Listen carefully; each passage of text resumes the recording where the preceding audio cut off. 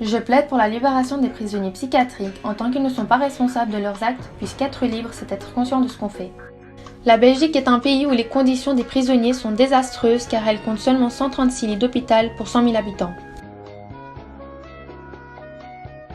La Belgique est pointée du doigt en janvier 2013 et en septembre 2016 par la Cour européenne des droits de l'homme car elle ne respecte pas l'article 3 de la Convention européenne des droits de l'homme qui interdit les traitements inhumains et dégradants pour les internés qui ne bénéficient pas des soins qui leur sont spécifiques.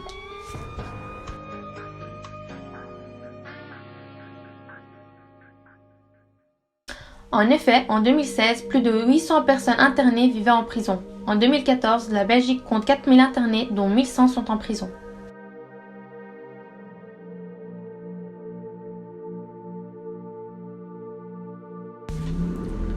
La surconsommation médicale a tendance à diminuer lorsqu'il y a davantage de médecins et d'écoute.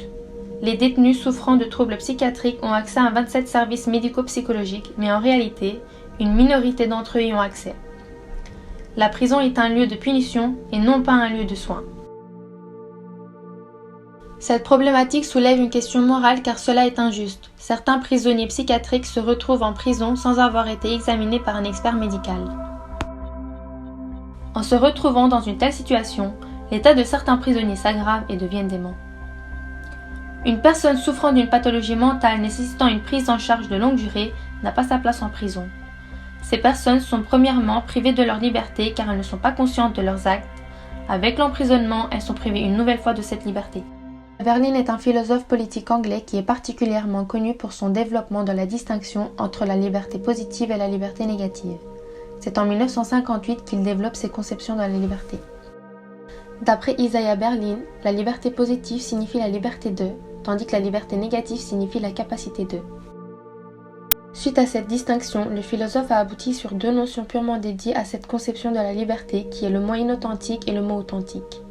Il définit le moi authentique comme étant la partie rationnelle de l'individu qui agit selon un idéal et le moi inauthentique comme étant le moi qui est soumis aux pulsions et aux affects. Notre problématique correspond à la conception de la liberté positive évoquée par Isaiah Berlin car les personnes atteintes de troubles psychologiques sont en incapacité due à leur maladie. Ces personnes-là ne sont donc pas capables, ils n'ont pas la capacité d'agir correctement psychologiquement. Ils ne sont pas conscients de leurs actes, leur liberté positive est enfreinte par leur maladie. Nous pouvons également constater que notre problématique correspond à la conception de la liberté positive par le biais du moi authentique. Nous retrouvons cette liberté positive à travers cet extrait car elle conduit à considérer que les individus qui n'ont pas conscience de leur moi authentique doivent être légitimement soumis à l'autorité de ceux qui, eux, ont conscience de leur moi authentique. Dans ce cas-ci, ce sont les prisonniers psychiatriques qui doivent être soumis aux individus qui n'ignorent pas leur moi authentique car les prisonniers psychiatriques sont des personnes n'ayant pas connaissance de leur moi authentique.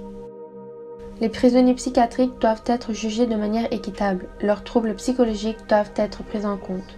Dans ce cas-ci, il faut une justice par équité car les prisonniers psychiatriques ne sont pas dans les mêmes conditions que tout autre prisonnier. Benjamin Constant est un homme politique qui a comparé la liberté des anciens à celle des modernes. Selon Constant, la liberté des modernes est fondée sur les libertés civiles, sur l'exercice de la loi et sur l'absence d'intervention excessive de l'État. Il est d'avis que la liberté ancienne tendrait naturellement vers la guerre, tandis qu'un État organisé selon les principes de la liberté moderne serait en paix avec toutes les nations pacifiques.